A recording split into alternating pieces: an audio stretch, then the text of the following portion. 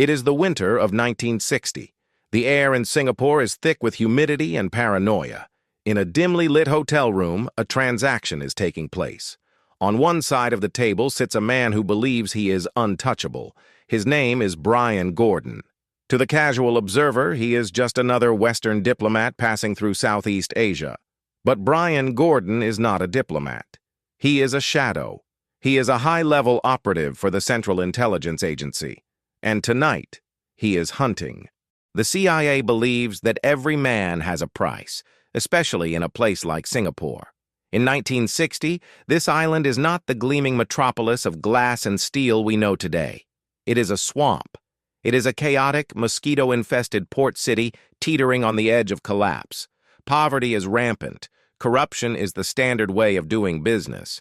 Gordon sits across from a Singaporean intelligence officer. He opens a briefcase.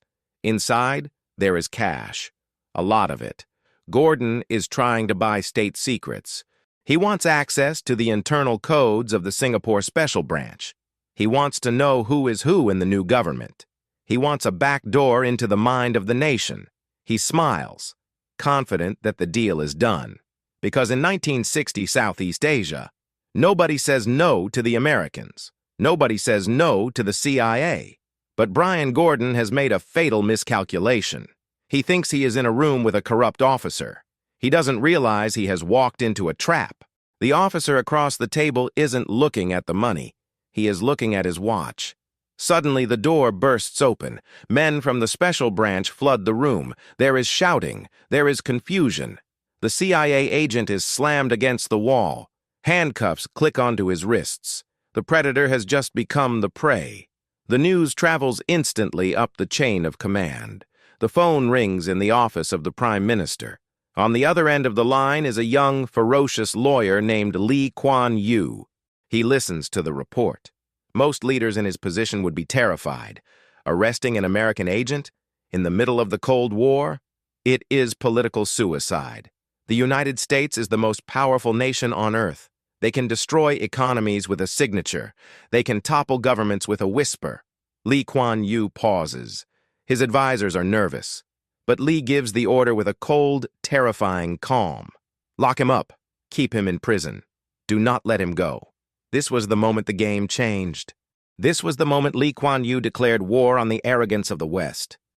To understand why this decision was so insane, you have to understand who Lee Kuan Yew was in 1960. He was not yet the grand master of geopolitics. He was just 37 years old. He was the leader of a government that had only been in power for 1 year, and his position was incredibly fragile. Singapore was barely a country. It was a British colony trying to find its own feet. The British were packing their bags, getting ready to leave, and in the vacuum they left behind, wolves were circling.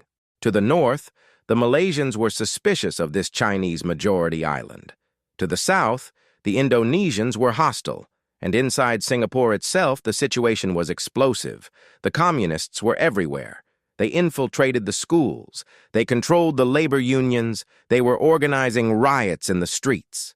They wanted to turn Singapore into a communist satellite state, a Cuba of the East. Lee Kuan Yew was fighting for his life every single day. He was sleeping with a revolver by his bed. He was constantly moving houses to avoid assassination attempts. He was balancing on a tightrope. If he leaned too far to the left, the British would arrest him. If he leaned too far to the right, the communists would kill him. And now, into this chaos, steps the CIA. The Americans looked at Lee Kuan Yew and they made a judgment. They saw a Cambridge-educated lawyer. They saw a man who spoke perfect English. They thought he would be their puppet. They thought he needed them. The CIA logic was simple. This boy is fighting communists. We fight communists. Therefore, he works for us. They viewed Singapore not as a sovereign nation, but as an asset, a pawn on the chessboard of the Cold War. When Lee Kuan Yew arrested Brian Gordon, it wasn't just about breaking the law. It was a message. It was Lee shouting to the world, "We are not a pawn. We are not a banana republic. You cannot come into my house and bribe my people." But the Americans didn't get the message. Not yet. Panic began to set in at the U.S. consulate in Singapore. Washington was alerted. They have our man. They have Gordon. It was a diplomatic nightmare. If Lee Kuan Yew put the CIA agent on public trial, the humiliation for the United States would be global. The Soviet Union would have a field day. It would be a propaganda disaster. So the Americans did what they always did. They tried to make a deal. The negotiations began in secret. Top-level American officials reached out to Lee Kuan Yew. They were desperate. "Give us Brian Gordon back," they pleaded. "Let's make this go away." Lee Kuan Yew sat across from them. He was pragmatic. He knew Singapore was poor. He knew his people needed hospitals, schools, and factories. So he made a counteroffer, a very specific one. He told the Americans, "I will release your spy, but there is a price. Singapore needs economic development. We need $33 million in aid to build our infrastructure." Listen closely to that number, $33 million, and listen to where it was supposed to go, to the state, to the treasury, to the people of Singapore. This was a ransom, yes, but it was a ransom for nation building. The Americans took the proposal back to Washington, and this is where the story turns from a thriller into a tragedy of errors. The U.S. State Department looked at the request. They scoffed. $33 million? For a tiny island with no natural resources? For a leader who might not even survive the next election? No, they said. That is too much. They refused the aid package, but they still wanted their spy back. So, in 1961, under the administration of the new U.S. president, the CIA decided to handle it their way. They thought they understood Asian leaders. They thought Lee Kuan Yew was just negotiating for his own pocket. They assumed his request for state aid was just a code word for personal bribe. So they sent an envoy back to Lee Kuan Yew. They sat him down, and they slid a new offer across the table. It wasn't $33 million for Singapore, it was $400,000. Cash. For Lee Kuan Yew personally, and for his political party, the PAP. Think about the arrogance of that moment. $400,000 in 1961 was a fortune. It was enough to set a man up for life. It was enough to buy a mansion in London and disappear. The CIA thought they were being generous. They thought Lee would smile, take the money, and release the agent. They expected gratitude. Instead, they saw rage. Lee Kuan Yew looked at the money. Then he looked at the Americans. He didn't see a gift. He saw the ultimate insult. He saw that they considered him a cheap, corrupt, third-world warlord. They thought his integrity was for sale. And worse, they thought his price was low. Lee Kuan Yew stood up. He rejected the money with venom in his voice.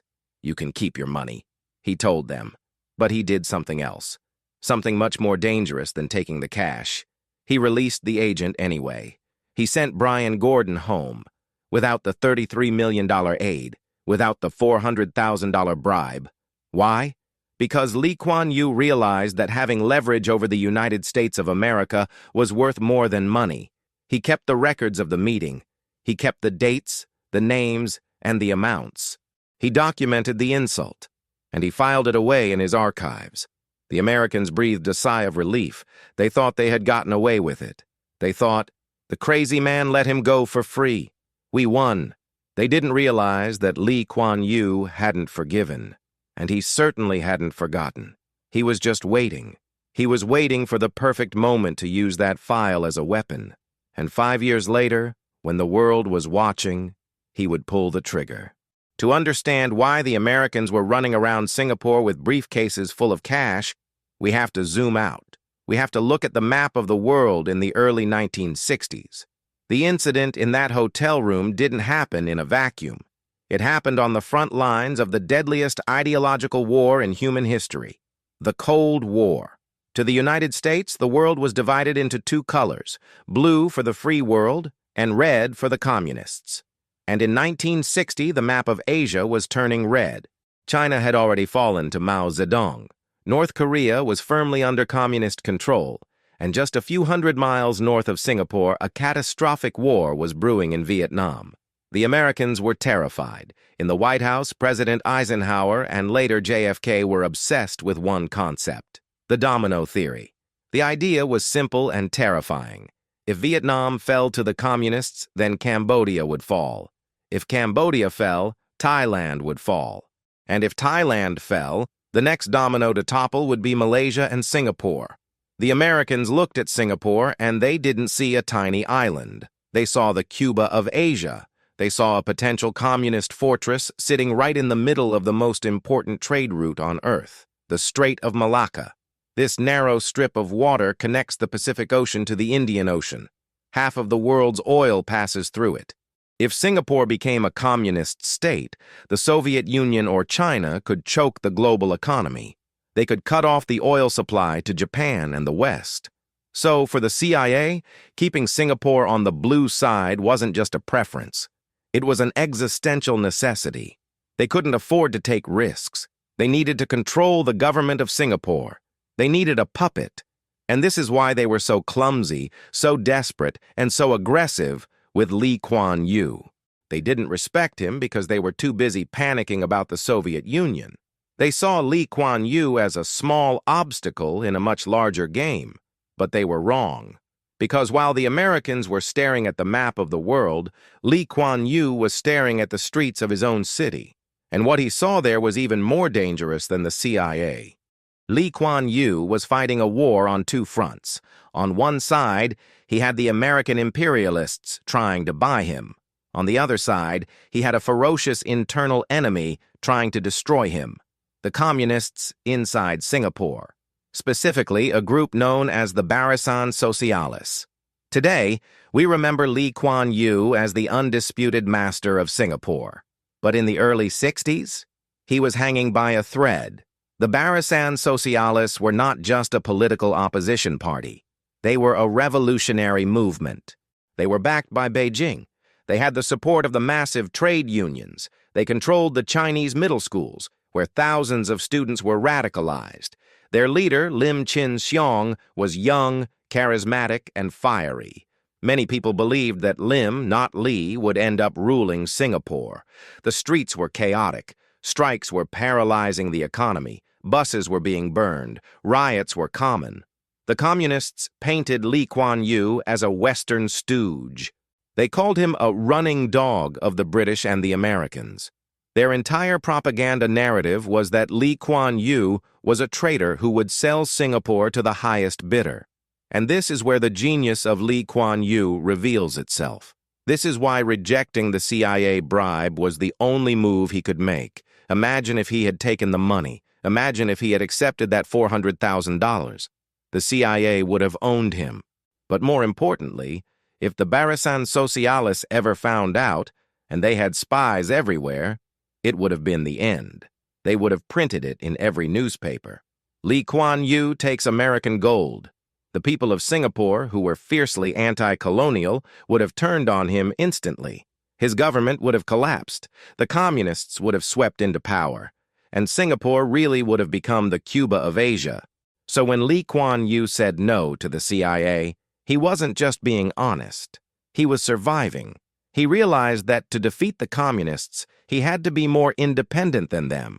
He had to prove to his people that he answered to no one, not to London, not to Moscow, not to Beijing, and certainly not to Washington. He had to walk a razor's edge. He needed Western investment to build the economy, but he couldn't accept Western control. He needed to crush the communists. But he couldn't look like an American puppet while doing it. It was a masterclass in political maneuvering. He used the Americans to keep the British engaged. He used the British military presence to keep the communists from seizing power by force.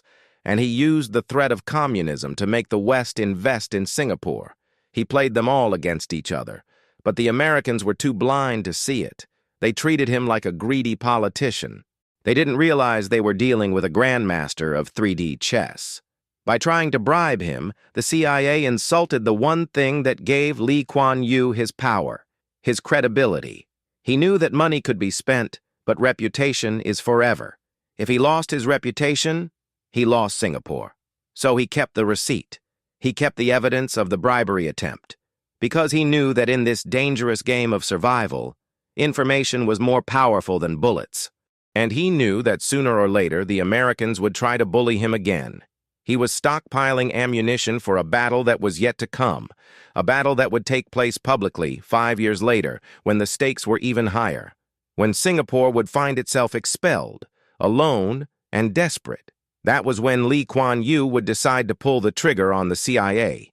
Fast forward 5 years. The year is 1965, and if 1960 was dangerous, 1965 was the apocalypse. On August 9th, Lee Kuan Yew appeared on national television. He wasn't fighting the CIA that day, he was fighting tears. Singapore had just been expelled from Malaysia, kicked out, abandoned. The merger that Lee Kuan Yew had staked his entire life on was dead. Singapore was suddenly an independent nation, but not by choice. It was the only country in modern history to gain independence against its own will. The world looked at Singapore and saw a dead man walking. It had no army. It had no natural resources. It didn't even have its own water supply. International observers gave Singapore 6 months before it collapsed or was swallowed up by Indonesia. Lee Kuan Yew was in the weakest position of his life. He looked vulnerable. And in the brutal world of geopolitics, vulnerability is a death sentence. To make matters worse, the British, who had protected Singapore for over a century, were getting ready to leave. They were closing their military bases. Singapore was about to be left alone in a neighborhood full of predators. Lee Kuan Yew knew he had to change the narrative. He had to stop looking like a victim. He had to show the world that this tiny island had teeth. He needed a fight. He needed to prove that Singapore could stand up to anyone, even a superpower. And so just 3 weeks after independence, Lee Kuan Yew decided to open the CIA file. The date was August 31st, 1965. Lee Kuan Yew was giving a televised interview. The topic was supposed to be foreign policy, but Lee went off script. He began to talk about the Americans. He began to talk about their arrogance. And then he dropped the bomb. He told the world the story of Brian Gordon.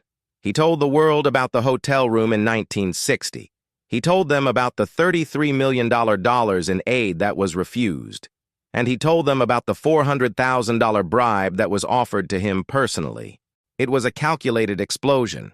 Lee Kuan Yew was sending a message to the British, the Malaysians, and the Indonesians. He was saying, "Look at me. I said no to the Americans. I cannot be bought. If I can stand up to the CIA, I can stand up to you." It was a brilliant move to boost domestic morale. It made Singaporeans feel proud. It made them feel like they had a strong leader. But in Washington, D.C., the reaction was not pride. It was fury. The United States Department of State was caught completely off guard. They couldn't believe the audacity of this man. Who does he think he is? The leader of a tiny island with no water and no money, insulting the United States of America? The phone lines at the U.S. Embassy in Singapore were melting down. The Americans had 2 choices. Option 1, admit it happened, apologize, and move on. Option 2, deny everything and crush him. They chose option 2, and that was their fatal mistake. The U.S. State Department issued an official press release. It was cold, dismissive, and arrogant. They stated, on the record, that the Prime Minister's allegations were false. They claimed that no bribe was ever offered. They claimed that Lee Kuan Yew was making it all up. Essentially, the United States government called Lee Kuan Yew a liar in front of the entire world. The Western press picked up the story immediately. Newspapers in London and New York ran the headlines. Singapore leader accuses CIA of bribery. U.S. denies. The narrative began to turn against Lee Kuan Yew. After all, who are you going to believe? The most powerful intelligence agency on the planet? Or a desperate politician from a failed state who was crying on TV just a few weeks ago? The world laughed at Lee. They thought he was delusional. They thought he was trying to create a fake controversy to distract his people from their poverty. The American ambassador in Singapore probably slept well that night. He thought the problem was solved. He thought they had silenced the little man. He thought, it's his word against ours, and we are America. But they forgot one thing. They forgot who they were dealing with. Lee Kuan Yew was a lawyer, a Cambridge-educated lawyer who graduated with a double first-class honors. He didn't make accusations without evidence, and he never went to court without a smoking gun. When Lee Kuan Yew heard the American denial, he didn't get angry. He didn't shout. He just smiled. Because the Americans had just walked into the most perfect trap in diplomatic history. By calling him a liar publicly, they had forced his hand. They had given him permission to escalate. If they had just stayed silent, the story might have faded away. But by attacking his integrity, they made it personal, and Lee Kuan Yew defended his integrity with the ferocity of a tiger. The world held its breath. It looked like a diplomatic suicide mission. Singapore needed American investment. Singapore needed American military protection against communism. Why was Lee Kuan Yew burning bridges with the only power that could save him? Everyone thought he had lost his mind. But Lee Kuan Yew wasn't looking for a way out. He was reaching into his archives. He was reaching for a specific file from 1961, a file that contained a letter that the Americans had forgotten about. Or perhaps a letter they prayed he had destroyed. The suspense was palpable. The Americans had played their card, the denial. Now it was Lee Kuan Yew's turn, and he was about to play an ace that would humiliate a superpower. The world was waiting for Lee Kuan Yew's response. The United States Department of State had just called him a liar. They had issued a formal denial. They said the bribe never happened. They said the story was a fantasy. Most leaders in Lee's position would have backed down. They would have issued a vague statement and tried to move on, afraid of angering the superpower any further. But Lee Kuan Yew called the press back into his office. He was calm. He didn't scream. He didn't shout. He simply placed a folder on his desk. He opened it, and he pulled out a piece of paper that would change the history of Singapore-U.S. relations forever. It was not a note from a low-level spy. It was not a memo from a confused bureaucrat. It was an official, confidential letter on United States government letterhead. It was dated April 15, 1961, and it was signed by Dean Rusk. For those who don't know, Dean Rusk was not a nobody. He was the United States Secretary of State under President John F. Kennedy. He was the equivalent of the foreign minister. He was the face of American diplomacy. Lee Kuan Yew held the letter up for the reporters. He invited them to read it. The contents were explosive. In the letter, Dean Rusk explicitly apologized for the improper conduct of the CIA officials in Singapore. He apologized for the bribery attempt. He admitted that the incident with Agent Brian Gordon had happened exactly as Lee described it, and he promised that disciplinary action would be taken against the agents involved. The room went silent. The reporters realized what they were looking at. They were looking at a smoking gun. The U.S. State Department had lied to the press just 24 hours earlier. They had denied an incident that their own Secretary of State had apologized for in writing 4 years ago. It was the ultimate gotcha moment. Lee Kuan Yew looked at the cameras and delivered the final blow. He threatened to publish the full correspondence. He threatened to release the tape recordings of the meetings. He said, "If they deny it again, I will produce the next piece of evidence." It was a bluff, in a way. He had already played his best card. But the Americans didn't know that. They were terrified of what else he might have in those files. The impact was instantaneous. In Washington, the State Department went into full panic mode. The press was slaughtering them. The New York Times, the Washington Post, the BBC, they all ran the story. Singapore Prime Minister proves U.S. lied. Lee Kuan Yew humiliates the State Department. It was a diplomatic catastrophe. The Americans had been caught in a lie, and they had been caught by a man they dismissed as insignificant. Within hours, the tone in Washington changed. There was no more denial. There was no more calling him a liar. The State Department spokesperson had to walk back to the podium, head hung low, and issue a retraction. They had to admit that the letter was real. They had to admit that the bribe attempt happened. They had to apologize to Lee Kuan Yew publicly. Imagine the scene. The United States of America, the victor of World War II, the superpower of the nuclear age, apologizing to the leader of a tiny island that didn't even have its own army. It was David versus Goliath, and David didn't just win. David made Goliath kneel. But let's pause for a moment. Let's look deeper. Because the real genius of this story isn't the letter itself. It's the timing. Why did Lee Kuan Yew have that letter? Why didn't he release it in 1961 when he first received it? Most politicians would have leaked it immediately to score quick political points. Look, the Americans apologized to me. But Lee Kuan Yew was not playing for quick points. He was playing the long game. He sat on that letter for 4 years. He kept it in his private safe. Why?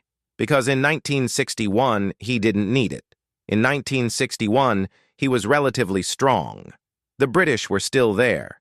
He knew that a day would come when he would be weak. He knew a day would come when he would be alone, backed into a corner, and in need of a weapon. That day was August 1965, expelled from Malaysia, abandoned by the British. That was the moment he chose to use his ammunition. He used the letter not just to prove a point, but to establish Singapore's sovereignty. He used it to draw a line in the sand. This was a message to the CIA, but also to the KGB, to MI6, and to his neighbors in Malaysia and Indonesia. The message was clear. We keep receipts. We do not forget. And if you try to mess with us, we will not be afraid to embarrass you, no matter how big you are. This incident established the Singapore brand of diplomacy. It is a brand built on fierce independence. It proved that Singapore was not a client state. It was not a puppet. It proved that Lee Kuan Yew's integrity was not for sale, not for $33 million, not for $400,000, not for anything. The Americans learned a hard lesson that day. They learned that you cannot buy Lee Kuan Yew. You have to deal with him as an equal. And incredibly, instead of destroying relations between the two countries, this incident actually improved them. Because bullies respect strength, the Americans stopped trying to bribe him, and they started listening to him. From that day forward, whenever an American president wanted to understand Asia, they didn't send a spy with a briefcase of cash. They sent an invitation to the White House. They realized that Lee Kuan Yew's brain was worth more than his silence. But the story doesn't end here, because winning one battle is not winning the war. Lee Kuan Yew knew that the CIA would not give up forever. He knew that if Singapore was to survive, he couldn't just rely on clever tricks and old letters. He needed to build a wall. He needed to build an intelligence apparatus that could rival the best in the world. He needed to make sure that no spy could ever operate in his city again without him knowing. And that is exactly what he did next. The victory over the CIA in 1965 was sweet. But Lee Kuan Yew did not celebrate. He analyzed. He realized that the only reason the CIA tried to bribe him was that they thought they could get away with it. They thought Singapore was soft. They thought it was porous. Lee knew that he couldn't rely on luck next time. He couldn't rely on finding a secret letter in a file cabinet every time a superpower tried to manipulate his country. He needed a system. He needed an immune system for the state. And so, Lee Kuan Yew began to build one of the most sophisticated, feared, and efficient intelligence networks in Asia. He called it constructive paranoia. Most leaders view paranoia as a sickness. Lee viewed it as a survival strategy. He famously said, "Even if you are paranoid, it doesn't mean they aren't out to get you." He reorganized the Colonial Special Branch into 2 distinct lethal organizations. First, there was the ISD, the Internal Security Department. Their job was to watch the inside. They monitored the communists, the communalists, the religious extremists, and anyone who tried to tear the social fabric of Singapore apart. They were the eyes in the back of the government's head. Then there was the SID, the Security and Intelligence Division. Their job was to watch the outside. They were the shield. Their mission was to know what the Americans, the British, the Malaysians, and the Indonesians were planning before they even planned it. Lee gave them a simple mandate. Singapore is a small shrimp in an ocean of whales. If we want to survive, we must have a hard shell. Under Lee's guidance, these agencies became legendary. They were not like the CIA. They didn't stage coups in other countries. They were defensive, but they were absolute. They ensured that no foreign money could enter Singapore politics without the government knowing. They ensured that no foreign agent could recruit a Singaporean official without the government watching. This wall of intelligence is the reason why Singapore remained stable while the rest of Southeast Asia burned in revolutions and coups throughout the 70s and 80s. But building an intelligence agency was not enough. Lee Kuan Yew had to prove that the incident in 1965 was not a fluke. He had to prove that his iron hand applied to everyone, even to his friends, especially to his friends. Many critics said, "Oh, Lee stood up to the CIA once when he was young, but now that Singapore is rich and depends on U.S. trade, he will be obedient." They were wrong. Decades passed, but the attitude remained the same. In 1988, history repeated itself. This was the Hendrickson affair. An American diplomat named E. Mason Hendrickson was caught doing something the U.S. government considers promoting democracy, but Lee Kuan Yew considered foreign interference. Hendrickson was meeting with opposition lawyers in Singapore. He was encouraging them to run against Lee's party. He was allegedly offering funding and strategic advice. Basically, the Americans were meddling in Singapore's elections again. Now remember, by 1988, Singapore was wealthy. The U.S. was Singapore's biggest trading partner. Most leaders would have quietly asked the diplomat to stop, not Lee Kuan Yew. He went nuclear. Again. He publicly accused the United States of interfering in domestic politics. He expelled Hendrickson from the country. He kicked an American diplomat out. Washington was furious. They threatened consequences. Lee didn't blink. He organized massive protest rallies. He went on television and lectured the United States on the meaning of sovereignty. He said, "Singapore is not a client state of America." He showed the world that even though Singapore wore Western suits and spoke English, it was not a Western colony. And then, there was the case that made headlines around the world. The Michael Fay incident in 1994. Michael Fay was an 18-year-old American teenager living in Singapore. He decided to vandalize cars. He spray-painted luxury vehicles and stole road signs. In the United States, this would be a slap on the wrist, maybe community service. But in Singapore, the law is the law. The punishment for vandalism is mandatory caning, beating with a rattan cane. It is brutal. It leaves scars. It is painful. When the American media found out that an American boy was going to be caned, they went crazy. They called it barbaric. They called it torture. The pressure went all the way to the top. President Bill Clinton, the most powerful man in the world, personally intervened. He made a public appeal to Singapore. He asked for the punishment to be stopped. Imagine the pressure. The President of the United States asks you for a favor. 99% of countries would say, "Yes, Mr. President." Lee Kuan Yew was no longer Prime Minister, he was Senior Minister, but his philosophy still ruled. The Singaporean government looked at Bill Clinton and said, "No. If we let him go because he is American, how can we punish a Singaporean boy for the same crime? The law must be equal." They compromised slightly. They reduced the number of strokes from 6 to 4, but they still caned him. Michael Fay took the punishment. The message sent a shockwave through the West. It proved that Singapore's sovereignty was absolute. It didn't matter if you were the CIA offering millions of dollars. It didn't matter if you were a diplomat trying to rig an election. It didn't matter if you were the President of the United States trying to save a teenager. In Singapore, the rules are the rules, and nobody is above them. This consistency is what built the Muralha, the wall. It wasn't just built of spies and agents, it was built of will. It was built on the terrifying certainty that Lee Kuan Yew meant exactly what he said.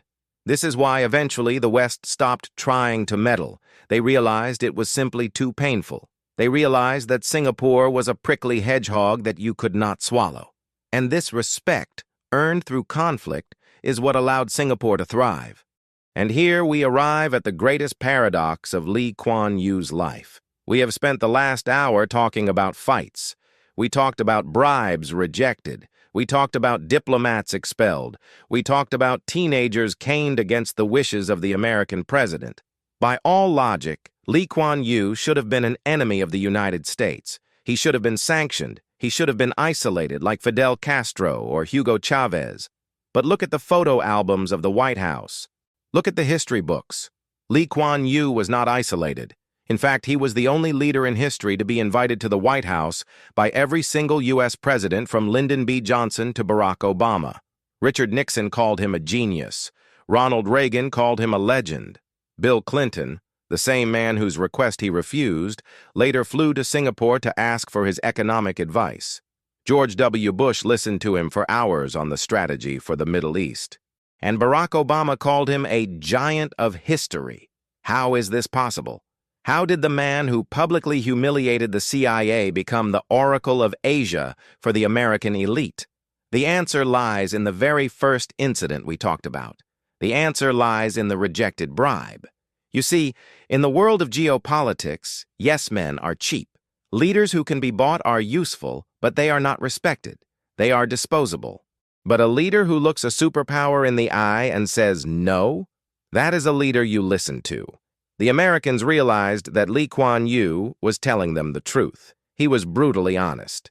When America was failing in Vietnam, he told them why. When America was misunderstanding China, he corrected them. He became the grand master that Kissinger and Thatcher turned to when they couldn't solve a puzzle.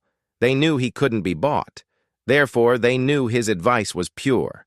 It wasn't tainted by a desire for money or aid. It was raw intellect. By refusing to be a puppet, Lee Kuan Yew became a teacher. He proved that you don't need to be a large country to have a large voice. You just need a spine.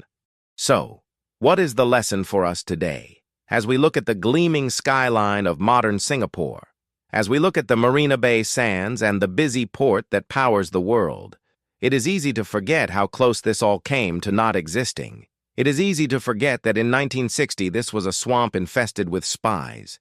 If Lee Kuan Yew had taken that money in the hotel room, if he had accepted the $400,000, Singapore's soul would have been sold before it was even born.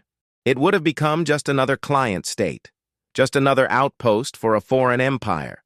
But because one man had the courage to walk away from the table, a nation was born free. The story of Lee Kuan Yew and the CIA is not just history. It is a manual for survival. It teaches us that sovereignty is not given. It is taken. It is defended. And sometimes it demands that you stand alone against the giants. Lee Kuan Yew is gone now. He passed away in 2015. But the wall he built remains.